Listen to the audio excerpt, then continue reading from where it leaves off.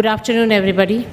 At the outset, I would want to make a disclosure. This is a lecture which I'm giving on behalf of Dr. Sanjay Gupte. Because of some domestic reasons, he could not make it to the conference today. And we did not want to allow the R.D. Pandit, he was wanting his commitment to be displayed, and therefore this lecture is exactly what he has prepared for this meeting.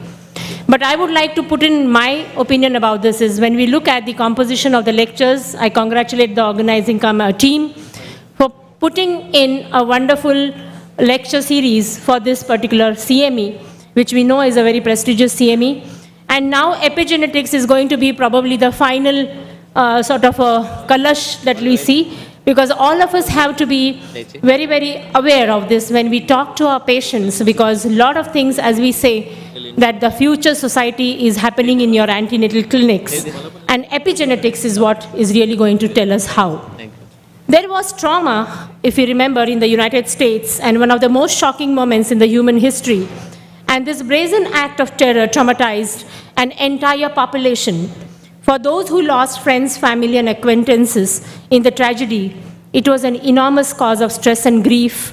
And among the affected, many were pregnant women, some of them who developed PTSD, that is the post-trauma stress syndrome, after the incidents. And this was reported by an endocrinological journal. And when these women gave birth, there were certain peculiar defects observed in the children.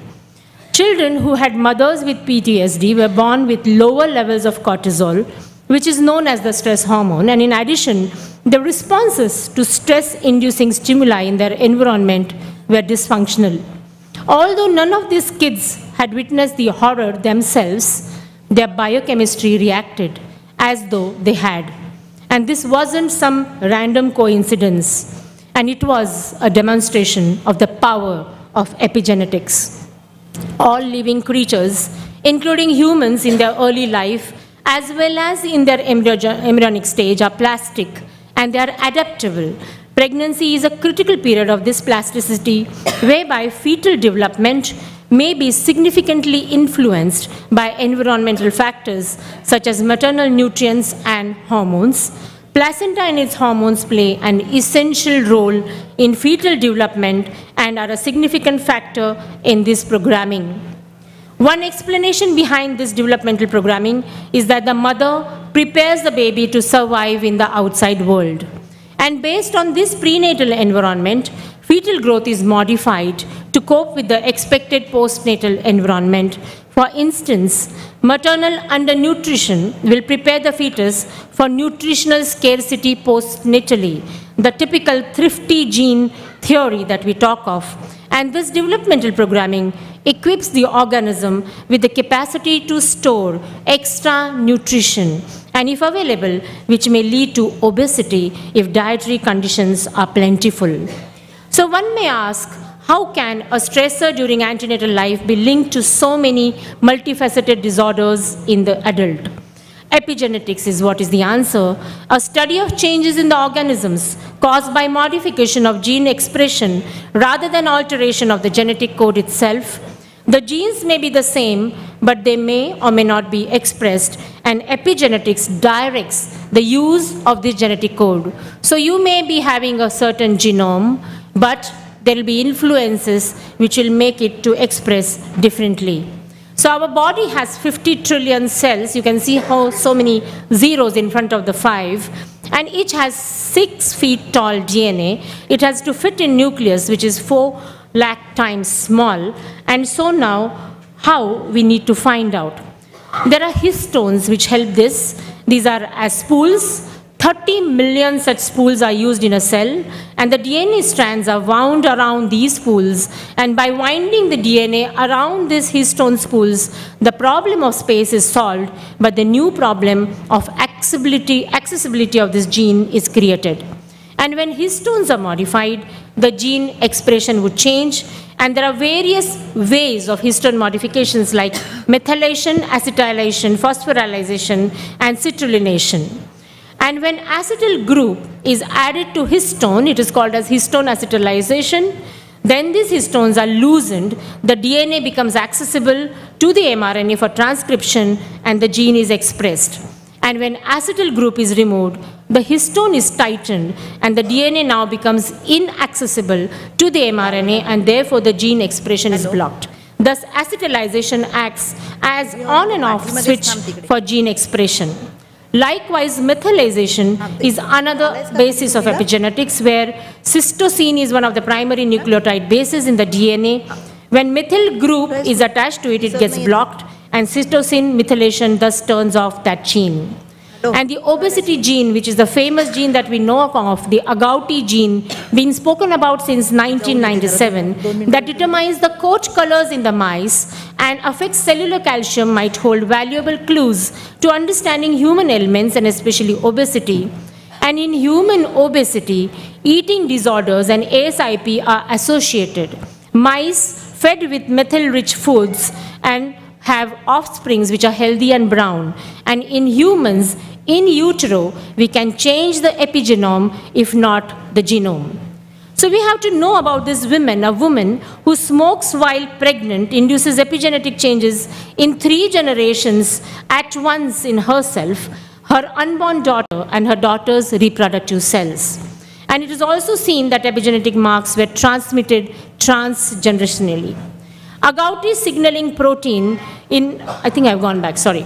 Dutch famine in 1944 showed that when women were affected in the last 2 trimesters, there was growth restriction.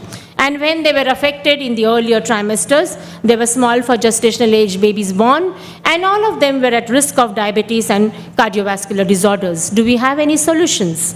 Effectively, controlling which genes are expressed can enable the developing fetus to adapt to its environment at birth. Many factors during pregnancy can impact the child's epigenetic status, including the health of the mother, and maternal obesity during pregnancy was also associated with altered methylation patterns in the child's DNA and later infant obesity. The effects of such particular epigenetic stimuli occur individually with each pregnancy, and a study conducted among mothers who had bariatric gastrointestinal surgery showed a better outcome in the subsequent offsprings born after metabolic corrections. Now, if you look at folic acid, folate deficiency can lead to brain and spinal cord defects we are well aware of.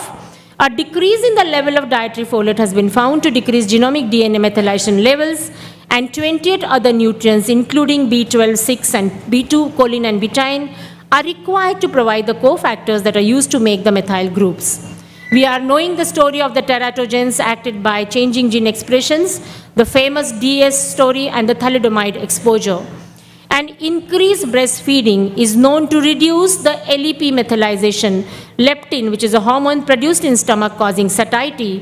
Methylation of leptin gene is stopped by breastfeeding, and LEP gene is kept active by breastfeeding. Infant obesity is thus prevented. So the question is, can we identify safe and efficacious interventions in early life to ameliorate or prevent these metabolic deficits?